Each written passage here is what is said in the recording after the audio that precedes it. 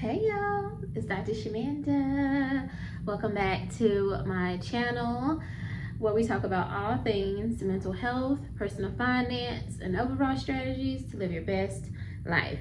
All right, y'all, so it is Tuesday. We are keeping this thing moving. By the way, it is Tuesday, August 5th, y'all. How's it the 5th of August already? Time is flying by, which means we have no time to waste because before we know it, it's going to be the end of the year. And you want to look back on this year and know that we did the best that we could do, including investing.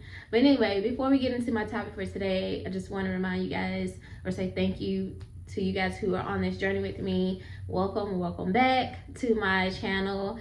I am a single mom and former high school dropout turned doctor, PhD. And I'm on a journey towards financial freedom, time freedom, and building generational wealth. And I started from zero, so I know it's possible. I am not a financial advisor. These are not financial advice or anything like that, but I am just sharing with you guys my journey and things that I'm learning as I go. All right, guys, so today I wanted to talk about investing during a dip and why now might be the best time to invest, right? Or why right now would be a good time to invest. So what is a dip? A dip is when the market is down. So if you ever look, like you could literally Google this right now. You could say stock market right now, whatever, right?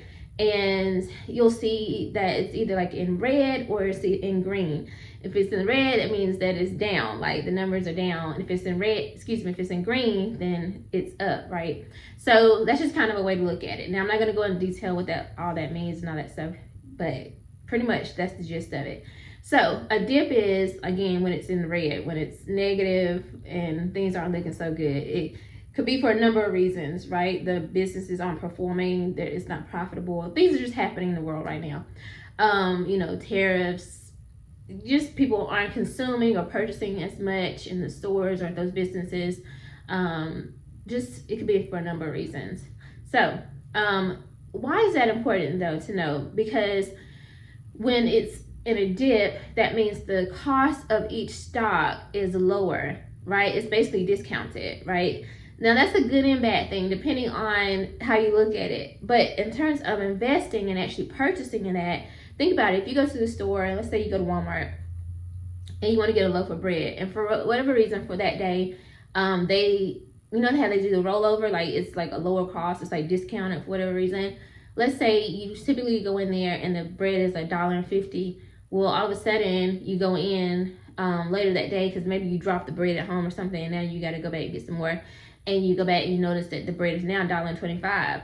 You want to go buy the bread at $1.25. Like you probably would get more of them because you know that probably by the next morning it's gonna be back at $1.50 or it's gonna be $2 before you know it, right? Now, on the flip side, in terms of if you already own the stock, the value of that bread or stock, whatever, has decreased essentially because what was $1.50 is now $1.25, so it doesn't hold as much value now. It's lowered. But as someone who's coming in and buying it, you're getting it from a discount rate. Now, the thing with stocks is that typically it's going to go back up. So you're going in and you're buying it at $1.25. But a day later, it could be now worth $2. You see how that's why you want to try to buy your stocks at a dip there's a dip, basically while it's in the red, while it's cheaper, because eventually it's going to go back up, but you purchased it while it was discounted. That's kind of my little way of explaining it. Take it or leave it. Anyway, if you can do better, please comment below. That's fine. All right, guys. So I want to give you 3 to 5 strategies of why you should buy or could buy in the dip, why that might be a good thing. So basically, like the first thing I just shared was that when you buy in a dip, the price is down, so you're getting it at a discounted rate. Now that's just, if you're any type of person who focuses on finances, you pretty much are all about like trying to buy things at a rate that's cheaper, right? Like you're trying to maximize your dollar essentially, right?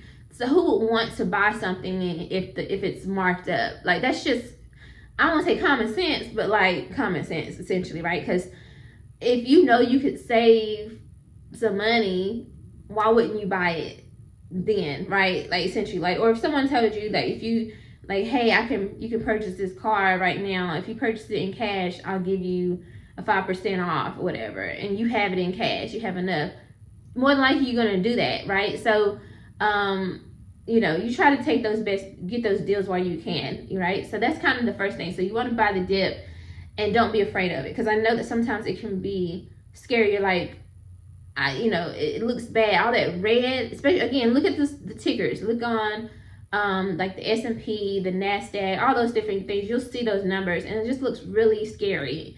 It's just all red and stuff. But if you just look at it like, I'm buying it at a discounted rate and it's going to go back up eventually, and then you'll be good to go. The second one is dollar cost averaging. So basically, what you want to do is you want to keep putting your money in at the same amount, right? So for me, for example, some people are like, I don't want to, they want to change things, or they want to change their strategy. For the good thing about like 401k investing, for example, is essentially if you set it, it's going to just keep adding at the same amount. Like, for example, you guys know that I am contributing almost $500 per paycheck to mine.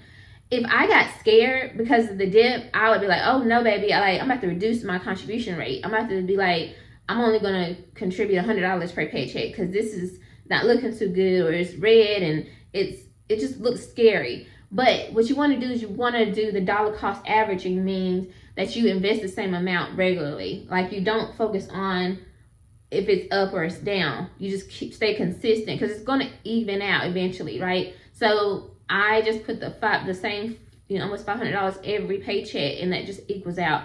So instead of you kind of going with the flow and kind of seeing what the market is doing and changing your investment contribution based on that number, you just strictly focus on contributing the same amount every time, okay? The third one is focusing on long-term growth and not like the headlines of what's going on. So you got to stay away from what's going on in the news. Like, for me, I do check my numbers every morning. Like, I ain't gonna hold you know what I'm saying? Because I got to know what's going on. But, like, it will be easy to get scared if they like, oh my gosh, like, because earlier this year, people lost so much money in the market, right? Because, typically that happens though. You have election years and all that stuff. And then you had all this talk about tariffs and all that stuff. So people, they saw their numbers go down. Like, they saw their numbers go down significantly.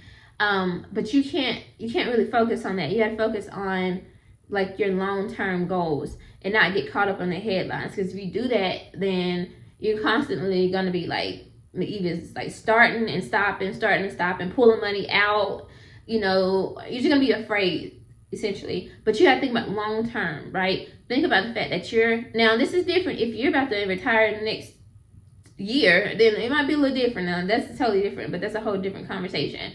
But if you're not retiring for 30 more years, 15, 20 years, just let it play out. Don't focus on what's going on the day to day. Just focus consistent. Like, okay, 10 years, 15 years, 20 years, this is going to even out eventually. So you just got to focus on that and not get caught up in the headlines. All right, the fourth thing is start small and stay consistent. So I always tell y'all this. I don't care if you got $5, $20, $25, whatever, $50, whatever you can do. And I told you in yesterday's video, most people are like, I don't have no extra money. I don't have money to invest, whatever. Fine, look at your budget, which we should all have a budget. I got 2 budgets right here. Listen, y'all. Y'all think I'm playing. Here's my 2 budget books. So this is the one I'm using right now. It looks a little dingy, so whatever. And this is the one for, this is the one that starts in November. So this goes from like, what month does it start? November. Yeah, it goes to November to October every year, right? So this is from last November, and it'll go up to October of this year.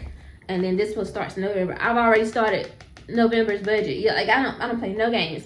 So anyway, that's just me. So, but whatever yours is, yours might be an Excel spreadsheet, whatever it looks like, it doesn't matter. But already have your budget outlined, and you need to go through every week, every month, however, every day. I mean, I look at mine every day, I update mine every day. So that's just me though. But you need to look at it and see, like, what can I cut out of this? Because I need to be investing something. If it's $5, $10, $25, $50, somewhere between that range, I would suggest, right? Just to start out, so you won't be too scared about losing and whatever, right? But find something in your budget that you can cut out, and instead of you spending on that thing, you put that money into the market. Start small, start now, and just stay consistent. If you can do that every paycheck, you're going to see that number start to increase. And then as the market increases or goes up, whatever, you'll see that money. Because like right now, I just had my first contribution to my 457B, right? That was at $492.29. I woke up this morning and we're in the green, so it looks good. That now is $498 or something like that. So you see, like, it went up. It's the small things. Like, it may not seem like a big deal, but you're earning money. You're earning and building wealth like that. So that $50 turns into $100 by the end of the month if you're doing it bi-weekly, right? And then before you know it, the next month, now you got $200 something, because it's gonna be more than, depending on if you're in a dip or not, right? What it's looking like that day, it's gonna be more than that, more than likely. So now you went from from zero 1 month to $100 by the end of that month to the next month. Now you got $200 something. You see what I'm saying? And it just keeps going. So start now. It could be so small. You think that it doesn't mean anything, it's not that much, but over time, if you stay consistent, it's going to grow, and you're going to thank yourself later, and then you'll come back and thank me. So that part. All right, last but not least, use index funds or ETFs, right, in order to spread the risk. So ETFs are, and I had to learn this because, I'm starting out too. I started investing in 2022, so I'm still new to this too. But ETFs is like a group of index funds. They're like a group of stocks, right? Like, it's your top 500. I think that's S&P, but like the top 500 companies in America, I believe, right? Because I know there's internationals and all that stuff too, but I'm just focusing on the US.